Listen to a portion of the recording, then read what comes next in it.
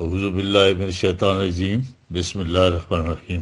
میں انجینئر اویس دورانی جی قرآنی لیکچر کے سلسلے میں آج بڑی ایک حیران کن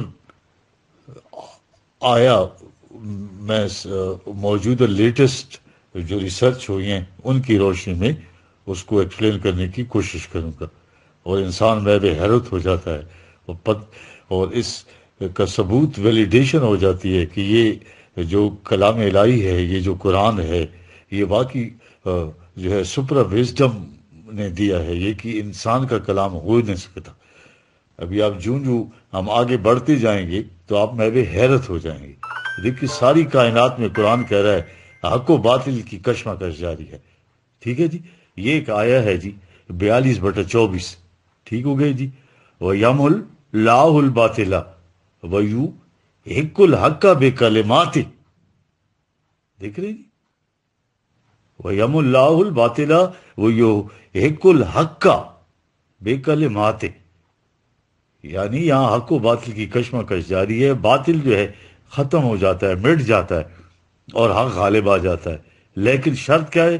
بکلماتہ، یعنی قوانین خداوندی کی روح سے ایسا ہوتا ہے۔ اس سے بھی زیادہ اور واضح الفاظ ایک دوسری جگہ آئے ہیں 21/18، بل نقذف بالحق علی الباطل فیدمغہ فاذا ہوا زاہق، یعنی دیکھیں حق سے مراد حقیقت کا مشہور شکل میں سامنے آ جانا۔ یہ کوئی تحریری یا نظری بات نہیں ہے، پوری کائنات میں حق و باطل کا ٹکراؤ جاری ہے۔ یہ فارمولہ جو قرآن دے رہا ہے، ہمارے دور کی ساری سائنٹیفک تحقیقات جو ہے اسی کی رہین منت ہے، ٹھیک ہے جی۔ ارتقائی بنیاد ہی اسی کلیے پر ہے۔ ہمارے مسلم فراسر نے اس کی ابتدا کی، بعد میں ڈارون اور دیگر سائنٹسٹ نے جو ہے تو اسی نظریے کو بتایا کہ ساری کائنات میں صرف تعمیری فینامینن جو ہے، تعمیری وہ انتخاب سلیکشن جس میں نیچرل سلیکشن وہ کہتے ہیں، یہ جاری ہے، ٹھیک ہے۔ تخریبی اور تعمیری قوتیں آپس میں کشمکش میں رہتی ہیں۔ جس نوع میں اسپیشی میں آگے بڑھنے کی صلاحیت ہو وہ آگے بڑھ جاتی ہے، اور دیکھیں نا زندگی کی نمود جو ہے ولی جرسمہ حیات سے ہوئی۔ دیکھیں یہ جو ان کا نظریہ ہے، زندگی مختلف مراحل سے گزرتی ہوئی زندگی چاہے جس شکل میں تھی وہ اسے نو یا اسپیشیز کہتے ہیں۔ اگر اس میں اتنی صلاحیت تھی کہ وہ تخریب قوتوں کو مقابلہ کر سکی تو آگے بڑھ گئی، اور جس میں یہ قوت نہیں تھی وہ وہیں جو ہے نا فاسلائزڈ ہو گئی، متحجر ہو گئی، فنا ہو گئی۔ یہ ہے سلیکشن۔ اب خدایوں سے برفوں کے نیچے، چٹانوں کے نیچے دبے ہوئے کروڑوں سال پہلے کے جانوروں کے جو پیکر نظر آتے ہیں فاسلائزڈ، یہ زندگی ایک مقام پر مجمد ہو گئی تھی۔ یہ تخریبی قوتوں کو مقابلہ نہ کر سکی، جو نو مقابلہ کر سکی وہ آگے بڑھ گئی۔ یہ تھا حق جو آگے بڑھا تھا، جبکہ باطل کی قوتیں دب گئی، آگے نہ بڑھ سکی۔ یہ سلسلہ جو ہے کروڑوں سالوں تک جاری رہا۔ زندگی جس شکل میں بھی ہے اس کی پوری داستان اسی ٹکراؤ کی داستان ہے، یعنی تخریبی اور تعمیری قوتوں کو ٹکراؤ، حق و باطل کا ٹکراؤ۔ ڈارون کے بعد اس نظریے میں بے حد ترمیمات ہوئیں۔ قرآن ایک زبردست عظیم حقیقت بیان کر گیا ہے۔ یہ کائنات کی ساری زندگی کی داستان وہ ریئلٹی ہے، ایک پرایاری جس کو کہتے ہیں نا، وہ ایسا ٹروتھ جو ثابت ہو چکا ہے، ٹھیک ہے۔ اب ہیگل صاحب آ جاتے ہیں جی، ان کا جو ہے انہوں نے بھی یہی نظریہ پیش کیا ہے کہ تعمیری قوتوں اور تخریبی قوتوں میں ٹکراؤ کا۔ یہ صاحب جو ہیں 1831 میں ان کی وفات ہوئی جی۔ اس نے کہا یہ کشمکش جو ہے نا آئیڈیاز، کلمات کی ہے۔ تخریبی اور تعمیری تصور میں یا کانسیپٹس میں ٹکراؤ ہوتا ہے، اسے وہ ڈائلیکٹک کہتے ہیں، جدلیاتی۔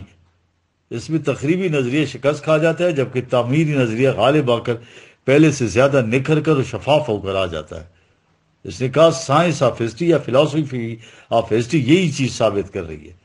یہ چیزیں خاص طریقے سے آگے بڑھتی ہیں، یہ ہے وہ حقیقت جو قرآن نے بیان کر دی ہے۔ جبکہ ہیگل کے شاگرد مارس، یہ بھی 18ویں صدی میں 1818 میں وفات ہوئی ان کی، کہ یہ فارمولہ تو درست ہے کہ تعمیری اور تخریبی قوتوں کو ٹکراؤ ہوتا ہے، مگر یہ ٹکراؤ تصورات میں نہیں، وہ کہتے ہیں یہ نظام زندگی میں ہوتا ہے، اور جو نظام نافع ہوتا ہے انسان کے لیے وہی آگے بڑھ جاتا ہے۔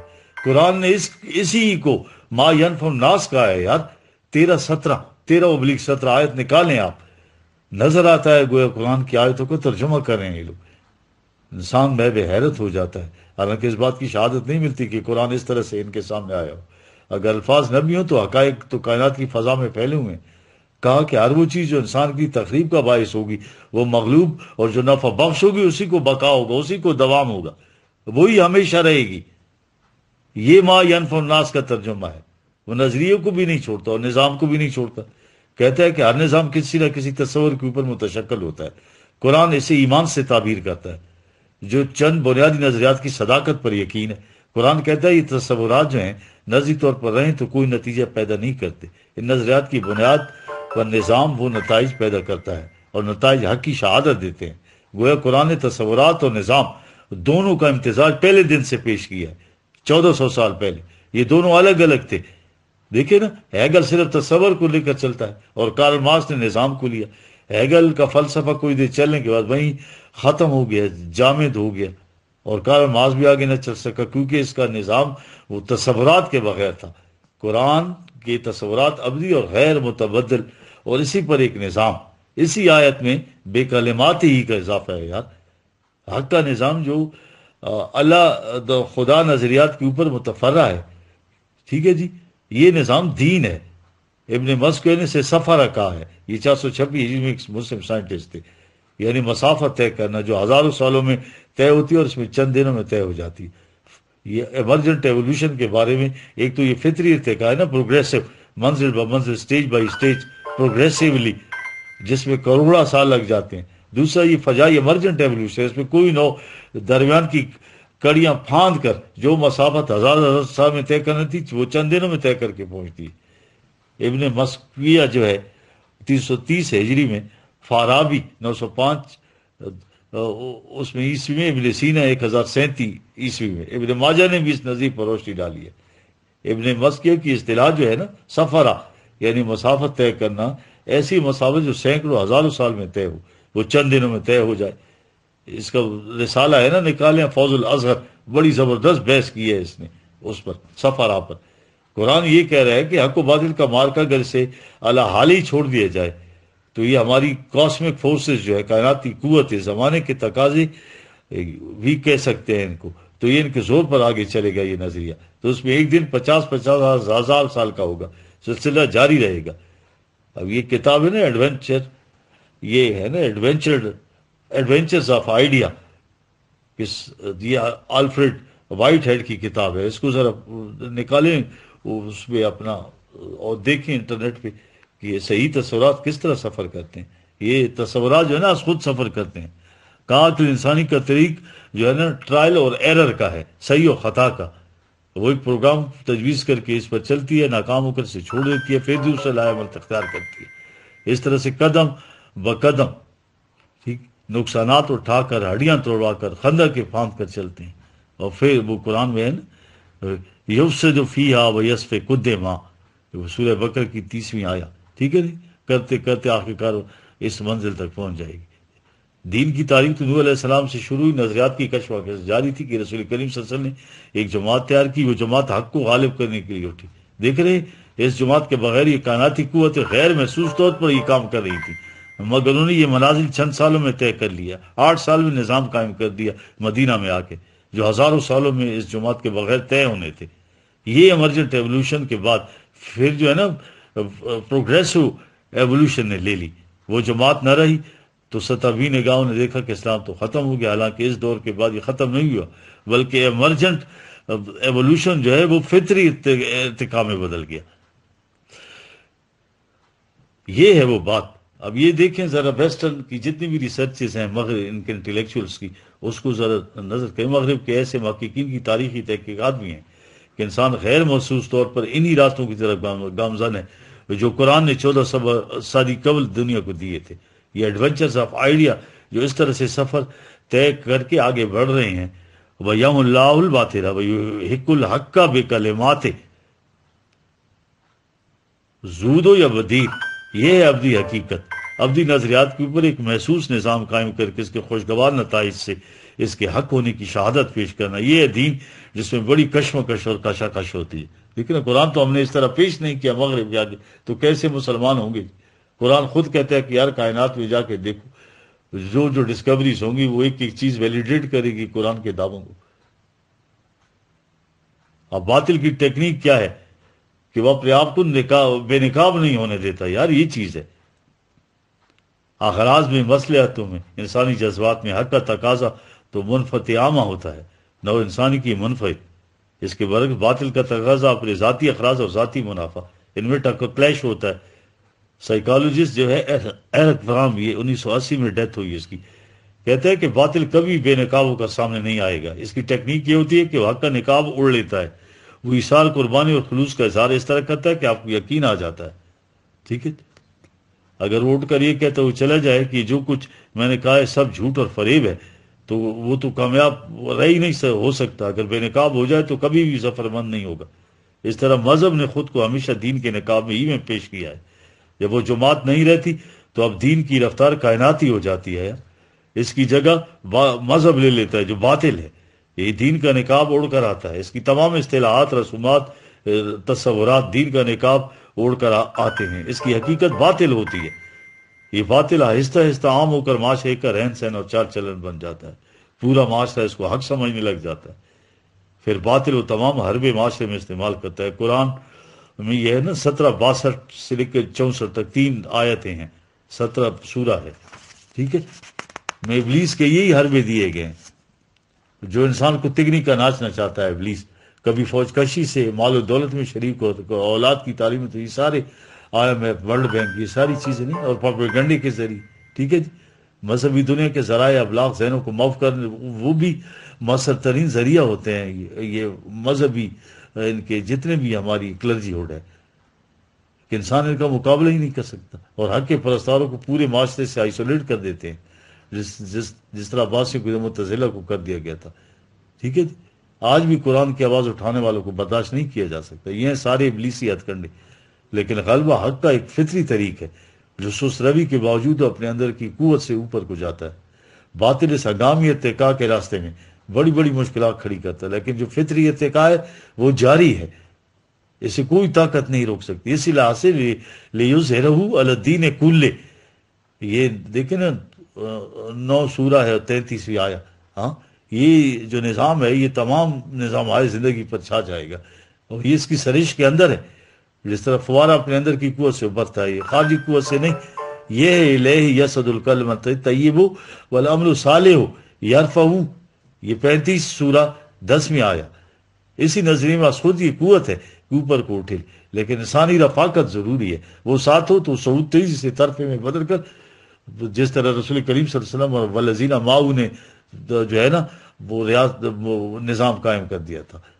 جو اس سست رفتاری سے حق کا باطل پر غلبہ وہ محسوس نہیں ہوتا، جس طرح گھڑی کی سیکنڈ کی سوئی چلتی ہوئی دوڑتی نظر آتی ہے. اگر وہ نہ ہو تو اول تو منٹوں کی سوئی بھی نظر نہیں آتی. اگر وہ بھی نہ ہو تو نگاہ تیز بھی کیوں نہ ہو، گھڑی کی گھنٹے کی سوئی کے متعلق تو محسوس بھی نہیں کیا جا سکتا کہ چل رہی ہے، حالانکہ وہ چل رہی ہوتی ہے. یہ حق کی باطل پر غالب آنے کی کائناتی رفتار. دنیا رفتہ رفتہ اسی طرف آ رہی ہے، قرآن کی طرف. لیکن شرط یہ کہ لمبے عرصے پر پھیلے ہوئے واقعات کو مرتکز کر کے دیکھا جائے تو معلوم ہوگا کہ واقعی باطل آہستہ آہستہ کس طرح حق کے تابع ہوتا جا رہا ہے، اور یہ سارا کائناتی تقاضوں کے تحت رونما ہو رہا ہے. غار والے انسان اور موجودہ انسان میں فرق دیکھیں آپ، اور آج بھی اسی حالت میں ہیں غار والے، اور دوسرے کو دیکھ کے چاند تک رسائی حاصل کر. کیا ذہنی اعتبار سے دونوں ایک ہیں؟ یہ ارتقاب اس طرح سے ہو رہا ہے، فزیکل ارتقاء نہیں ہے ابھی، یہ ذہنی ارتقاء ہے. لیکن اتنا غیر محسوس کہ اگر شکلیں بدلتی تو ان کا پتہ چلتا کہ کل اس شخص کا اس قسم کو حلیہ تھا اور آج یوں ہو گیا، تو یہ محسوس ہوگا. مگر اندرونی ارتقاء کو تو محسوس ہو ہی نہیں سکتا. یہ بڑے سے بڑا دیدہ ور مارخ بھی نہیں بتا سکتا کہ تاریخ کے فلاں دور میں کیسی لائن آتی ہے جس میں پچھلا انسان اور اس سے اگلا انسان متمیز ہو کر سامنے آ جاتا ہے. بالکل نہیں، یہ سلسلہ گھنٹے کی سوئی کی طرح چل رہا ہے. ہمیں یہ تو معلوم ہے کہ 11 بج گئے. اب سوال یہ ہے کہ اس کی رفتار کیا ہے. 10 سے 11 تک پہنچنے گھڑی کی سوئی تو چلتی ہوئی نظر ہی نہیں آئی. رابرٹ فوڈ کی کتاب میں میکنگ آف ہیومینٹی میں وہ تہذیب کی رفتار کا بھی تجزیہ کرتا جاتا ہے، لیکن وہ کہیں بھی نہیں بتاتا کہ اس لائن پر آ کر دیکھے کہ اس سے پہلے کا انسان اور بعد کا انسان، یہ رفتار بڑی غیر محسوس ہوتی ہے. اور بڑے سے بڑا انٹلیکچوئل بھی دیکھیں، رابرٹ فورڈ کی طرح بھی وہ نہیں بتا سکا یہ چیز. دین جب مذہب میں تبدیل ہوا تو یہ دیکھیں نا، ہمارے ساتھ بھی یہی ہوا. ٹھیک ہے جی، اب یہ دین جو مذہب میں تبدیل ہوا، یہ فرق بڑا غیر محسوس طور پر تھا. اگر آپ دیکھنا چاہتے ہیں کہ مسلمانوں کے عقائد جو آج موجود ہیں یہ کس طرح سے ان اصلی عقائد کے خلاف ہیں، یہ کیسے عام ہوئے، کیسے پیدا ہوئے، بڑی مشکل سے یہ بات سمجھ میں آتی ہے. اور وہ لوگ اس مقام پر بھی انگشت بدردار ہے کہ کون سا معیار ہے جسے حق اور باطل کا فرق کیا جا سکتا ہے. کہا اس کا فیصلہ صرف وہی کر سکتی ہے. انسان کو اس مخمص میں پڑھنے کی ضرورت ہی نہیں کہ عقلی طور پر یا تاریخی چھانبین کلے وہ بتائے حق کیا تھا، اس میں تو مغالطہ ہو جائے گا. کہا کہ ان ابدی اقدار کے تحت تاریخ کا مطالعہ کریں، آپ کو نظر آ جائے گا کہ جہاں کوئی تہذیب، کوئی سویلائزیشن، کوئی نظریہ، کوئی قوم آہستہ آہستہ روبہ زوال ہو کر فنا ہو گئی، وہ یہ تھی کہ جو ان ابدی حقائق کے خلاف گئی تھی. اور جہاں کسی قوم کا فروغ، ارتقاء اور پراسپیرٹی ہوئی، اس قوم کا نام کچھ بھی ہو نظر آئے، انہوں نے پچھلے تصورات کو چھوڑ کر نئے تصورات اختیار کیے تھے. اگرچہ انہوں نے بھی یہی کہا کہ ہم نے زمانے کی تقاضوں سے ایسا کیا، لیکن اگر ان کے ارتقاء کا باعث ہوئے تو دیکھو گے کہ قرآنی نظریات سے ملتے جلتے تھے. تاریخ کا مطالعہ اس انداز سے کرنا چاہیے، پھر حقیقت سامنے آتی ہے. ٹھیک ہے، وَيَوْمُ اللَّهُ الْبَاطِلَ وہ یہ حق الحق بِكَلِمَاتِهِ، پھر اس کی شہادت مل جاتی ہے کہ قرآن کا یہ دعویٰ کتنا عظیم ہے. اپنے آپ کو حق پر اور ہندو کو دوسروں کو جو ہے باطل پر ہم سمجھتے رہے، یہ خوش فہمی ہے ہماری. فلسفیانہ طور پر بھی ان نظریات کو بلند سمجھیں مگر عملی طور پر کچھ نہ کریں تو ہیگل والی تفسیر ہے. ان نظریات کے اوپر نظام ہی اس نظریے کا ثبوت ہوگا. اگر جماعت ہو اور یہ رفتار دنوں میں بدل جاتی ہے. اگر جماعت نہیں ہے، ہاں تو نہیں ہے تو حق اپنی کائناتی رفتار سے آگے چلتا ہے. وقت ضرور لگتا ہے لیکن یہ الہ راجعون، یہ اسی کی طرف کائنات تو سلسلہ جا رہا ہے مین کائنڈ کا. اب ذرا مغربی محققین کیا کہہ رہے ہیں تاریخ کے سلسلے میں. ٹھیک ہے، بڑی اور طلب باتیں ذرا سنیے آپ. یہ خود اس نتیجے پر پہنچے کہ جو قوم آگے بڑھی ہے تو اس نے ان اقدار کو اپنایا تھا، جو زوال پذیر ہوئی تو اس نے ان اقدار کو چھوڑ دیا تھا جو قرآن بتا رہا ہے. یار اب وہ اس کا حوالہ اور سند نہیں دیتے کیونکہ ان کے سامنے مسلمانوں کی غلط تاریخ ہے، اور ہے بھی مسلمانوں کی تاریخ، اسلام کی تاریخ نہیں ہے. یہ جو راشدون کی تاریخ بھی تو بعد میں عباسیوں کے سامنے مرتب کی گئی. اس تاریخ کو تو ہم نے اپنے رنگ میں رنگ دیا، اس لیے محقق اس کا حوالہ اور سند نہیں دے سکتے. قصور تو ہمارا ہے کہ ہم نے نہ ان کے سامنے قرآن پیش کیا، نہ صدر اول کی تاریخ، مگر اپنے طور پر غیر محسوس طور پر یہ تمام باتیں بتا رہے ہیں جو قرآن نے کہی ہیں. مثلا آہستہ آہستہ انسان زمانے کی تقاضوں کی روح سے ملوکیت، بادشاہ، شخصیت پرستی، لیکن پرست پرستی کو چھوڑتا جا رہا ہے. غلامی ختم ہو گئی یار. ایک ایولیوشن بیل کے خلاف آوازیں اٹھ رہی ہیں یار، پراپرٹی تو اونرشپ کے خلاف. ٹھیک ہے جی، آخر لوگ جمہوریت تک آ گئے مگر یہاں بھی انسان پر حکومت کر رہا ہے. پھر آپ پتہ نہ پائیں تو ناچار کیا کرے.